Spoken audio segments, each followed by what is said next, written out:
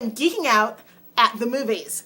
I saw the newest Spider-Man film this evening and was impressed. It's quite a bit different than the previous movie because it's a lot more serious, and there is a major underlying component through almost every scene of loss and betrayal, which shapes Peter Parker into the Spider-Man we all know and love. Well, even if you've never read the comic books or know anything about the mythology of Spider-Man, this is the movie. If you didn't see the first one, this is the movie that really explains and shows how his life is fractured and pain, and how that forces him to be the Spider-Man hero that New York needs.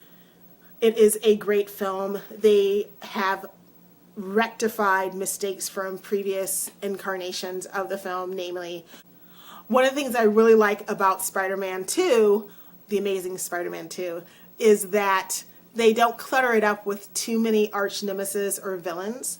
They keep the bulk of it with Electro, who anyone who reads Spider-Man comics knows he's one of his big arch nemesis and a major badass.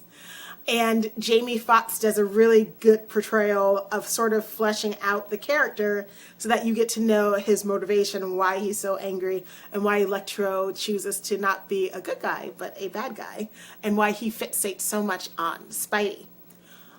There is some major heartache heading around the bend for anyone who is not familiar with the mythology of Spider-Man. Make sure you bring some hankies, because there's going to be a few tears and sadness over his many losses that he has to go through the journey of becoming Spider-Man. But this is a solidly well done film.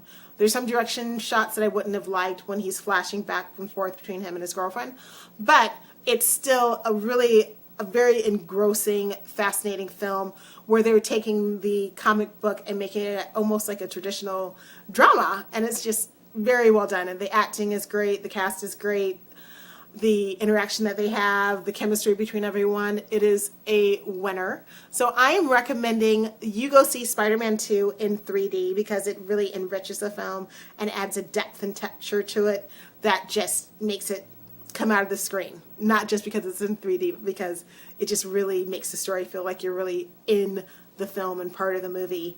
And it is worthy of a very solid B. It's not perfect, but very few things are. But this is a great movie. So if you're in the mood to see an action film, if you're in the mood to see a little bit of romance, in the mood to see a little bit of comedy, and in the mood to see a little bit of drama, The Amazing Spider-Man 2 is the film you should be seeing this weekend.